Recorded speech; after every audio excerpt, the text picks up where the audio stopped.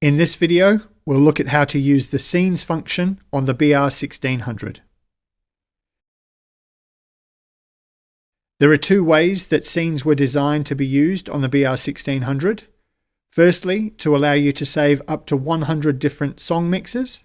These can be quickly restored, allowing you to compare different mixes back to back with just the push of a button. Secondly, they can be used with markers to recall mixer and effect settings at various points during a song in the form of mix automation. There is also a third, more unconventional way that they can be used, which is not covered in the user manual, and we'll look at that later in the video. Once you have a mix for a song, you can save it using Scenes. This will store the track fader locations, master fader level, pan positions, track compressor settings, track EQ settings, insert effects, chorus and delay settings, and reverb settings. Scenes can be accessed from the menu under Utility and Scene. This brings up the Scene utility screen. You can have up to 100 scenes per song. Use the time value wheel to select a scene number and press F3 to save. Once a scene has been registered, an asterisk will appear next to the scene number. If you save to a scene that's already been registered, it will be overwritten with the current mixer settings. No warning is given before it's overwritten, and it cannot be undone. Scene number 1 is always my default save for the current state of a song on the BR1600. That way I can come back to it after working on another song. I just need to restore scene 1 to get back to exactly how it was left, including all the track levels. Let's make some changes to the mix and adjust the pan controls for the tracks. If you want to restore the song back to a previous mix, you can use a saved scene. To recall a scene, go to the Scene utility screen and use the time value wheel to select the scene. Press F4 call and the mix will be restored. We can see that the changes we made to the pan positions have now all been restored. To delete a scene, select it with the time value wheel and press the F2 delete button. Unlike virtually all the other features on the BR1600, and despite what the user manual says, you do not use song save to store a scene. Instead, scenes are written directly to the hard drive, even if a song is write protected. This means that if you accidentally delete or overwrite a scene, there is no way to get it back, even if you reload the song without saving it.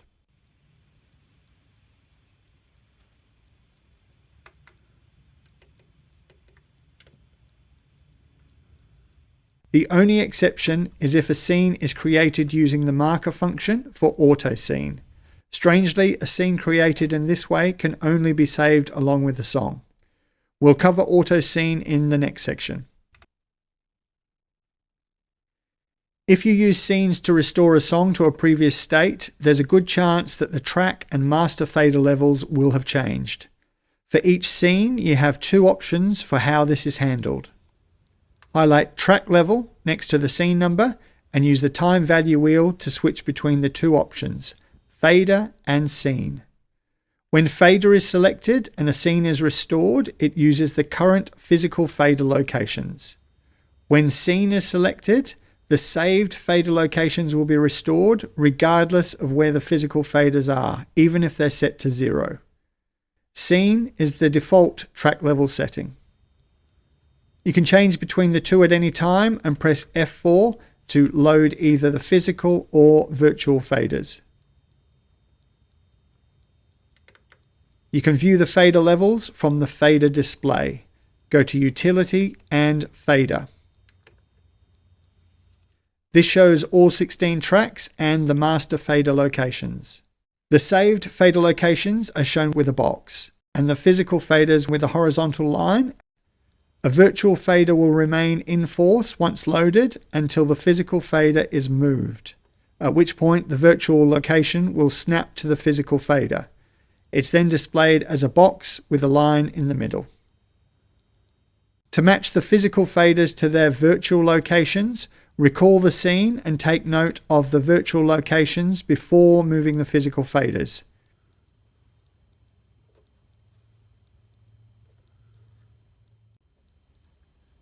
You can reload the scene as needed to confirm that they are aligned properly.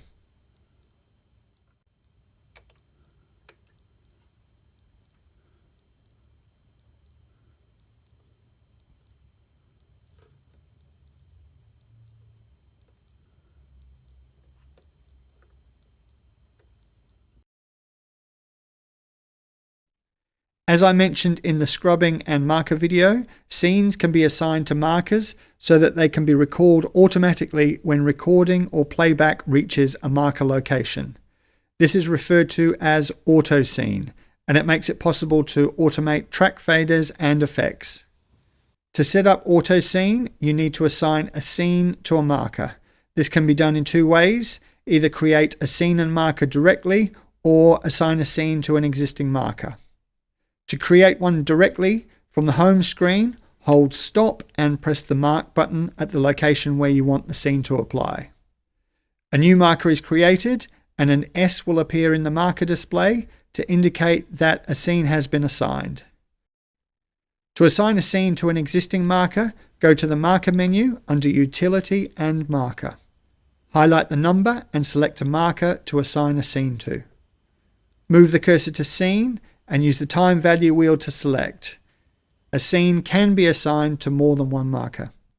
When playback reaches a scene marker, the assigned scene will be recalled and any settings in the scene that differ from the current mix will be applied. This includes fader levels, track mutes, the master fader position, pan, EQ, compression, chorus and delay sends, and reverb sends. Effects can also be controlled by auto scene, but is set to off by default. To turn it on, you need to go to Utility, System, and scroll down to Auto Scene. Set it to on, and Auto Scene will now control the insert effects, vocal toolbox, speaker modeling, and the mastering toolkit. You also have the option to disable Auto Scene control of the track EQ from here. When changing effects using Auto Scene, there are a couple of things to bear in mind. There may be a small delay of several hundred milliseconds and up to 1 second before any changes take effect. So be mindful of this when you position a marker, and if needed, its location can be adjusted from the marker menu. You can only switch between effects of the same type. So if you are using an insert effect, you can switch between any of the insert effect patches. If you're using the vocal toolbox, you can switch between any of the vocal toolbox patches. However, you can't switch between an insert effect patch and a vocal toolbox patch. The effect locations can't be changed by auto scene, so you can't switch an effect from one track to another. If you want to use more than one automated effect or setting, bounce the track with the scene automation to a free V-track. To clear an auto scene, you go to the home screen and use the marker search to locate the scene marker. Press the clear button and both the marker and the assigned scene will be deleted. If the scene has been assigned to more than one marker, then only the current marker will be deleted. Rather than risk accidentally deleting a scene, I prefer to go to the marker menu and just remove the scene assigned to the marker.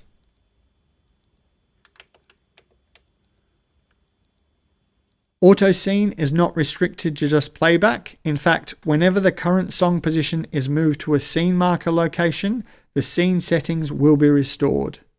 This can be a problem if you're working on a song and the levels and settings are changing as you move around the song. For this reason, you can temporarily disable auto scene. Go to Utility, System, and scroll to Auto Scene. Use the time value wheel and set it to off.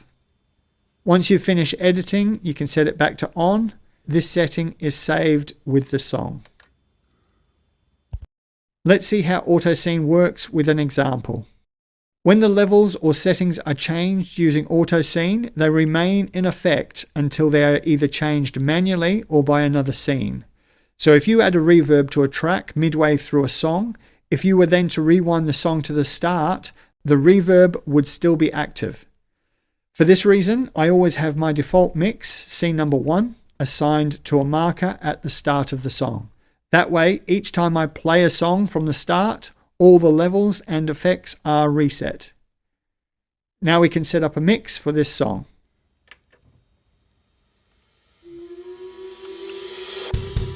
Let's change the vocals to the dry version. The guitars to acoustic. And remove tracks 7 to 14. Eyes fade to black. This time it's real. As there is already a marker at the start of the song, we can't create another in the same location. Instead, we'll assign the scene to the existing marker. First, we'll create our default mix scene by going to Utility and Scene. Select scene number 1 and press Save. We can now go to the marker menu and assign it to the first marker. Now let's look at adding a delay to the last vocal phrase just before the start of the second verse. With the song playing, we can set the delay settings. My fear is lost, and I can't feel. Eyes fade to black.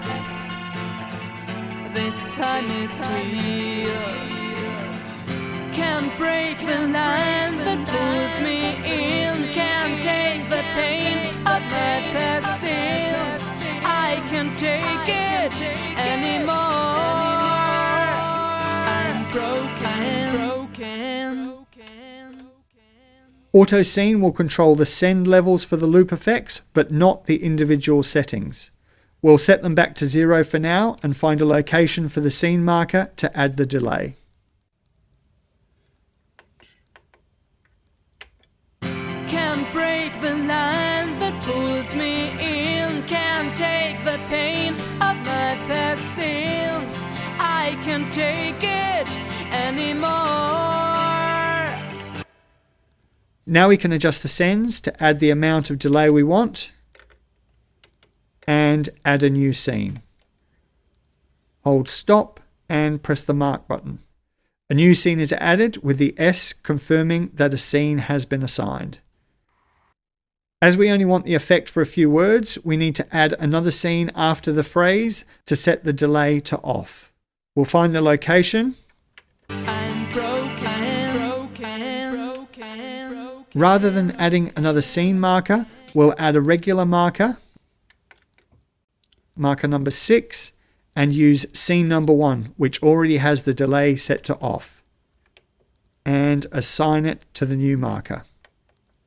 Just remember that if you're using an insert effect, you'll need to go to the System menu and enable it.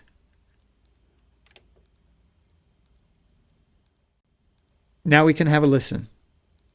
Press 0 to rewind to the start, and the song will be reset to the default mix using the scene assigned to the first marker. Using marker search, we can jump to the bridge and press play. Can't break the line that pulls me in. Can't take the pain of my past sins. I can't take it anymore.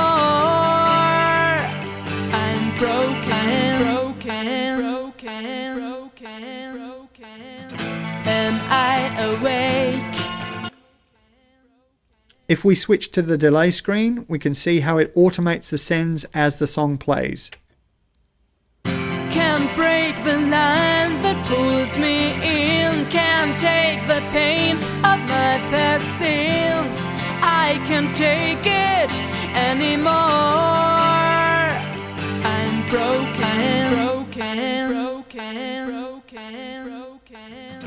Am I awake?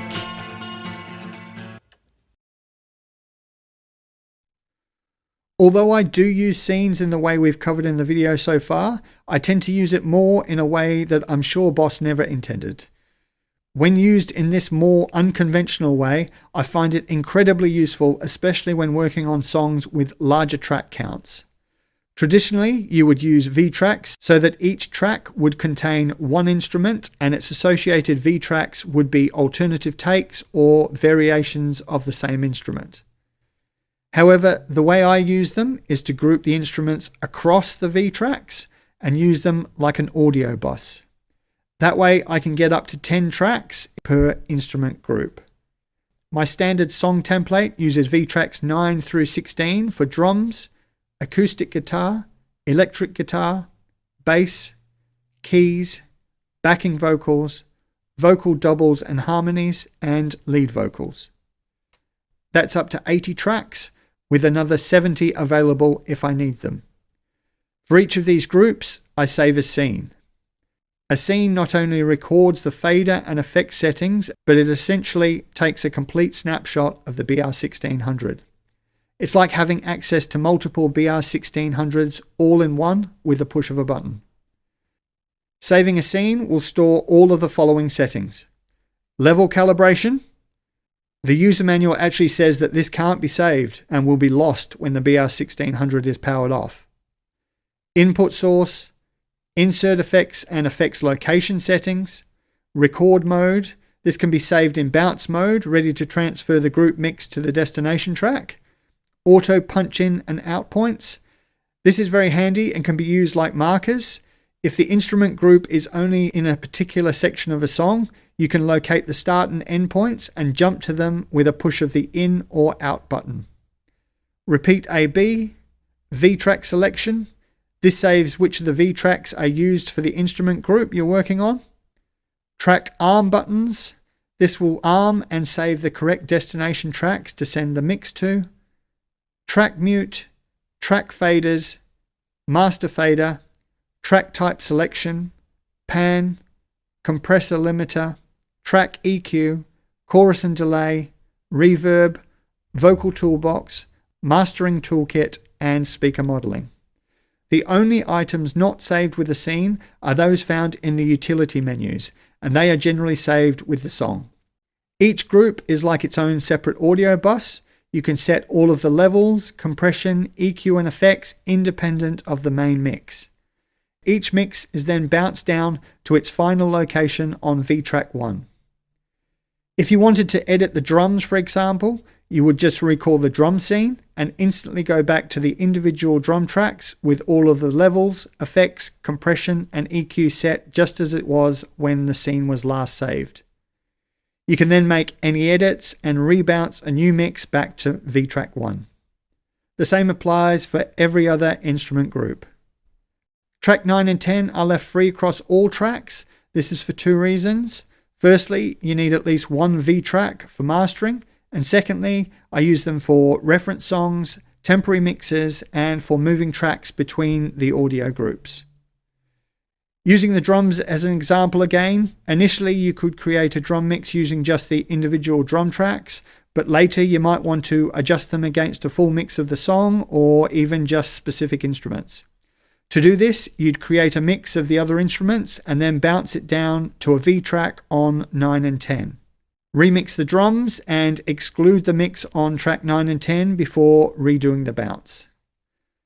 As the V-tracks for 9 and 10 are empty across all the track groups, they can be played along with any of the instrument groups. That way, a reference track can be used to compare the final mix or just an individual instrument group. One additional set of V-tracks is left free per group. This corresponds to the location of the finished bounce track. The reason for this is because you can't play a track and record to it at the same time. In theory, you could use these tracks and instead send each mix temporarily to one of the free V-tracks on 9 and 10, but then you'd need an extra step to move the bounce over to V-track 1. I prefer the convenience of being able to bounce directly to V-track 1 rather than have the additional one or two tracks. But if you do need the extra tracks, the option is there. I generally don't have any instruments assigned to track 7, so it's left free for an additional mix if I need it. Unfortunately, Boss never included a way to add a description to a scene, so you'll need to manually keep track of what instruments are used for each scene. I have a standard template that I use for all songs that I create on the BR1600. Scene 1 is always the current mix. Scene 9 to 16 are the instrument groups and correspond to the V tracks they use. So drums to 16, acoustic guitar to 15, and so on. Theoretically, you could record and mix a song with more than 150 tracks without having to delete any of the original recordings and still have the ability to edit each individual track with instant recall of all its settings. Scenes is an incredibly powerful feature. If you're not currently using it, hopefully this gives you a few ideas you can try out. Thanks for watching. See you next time.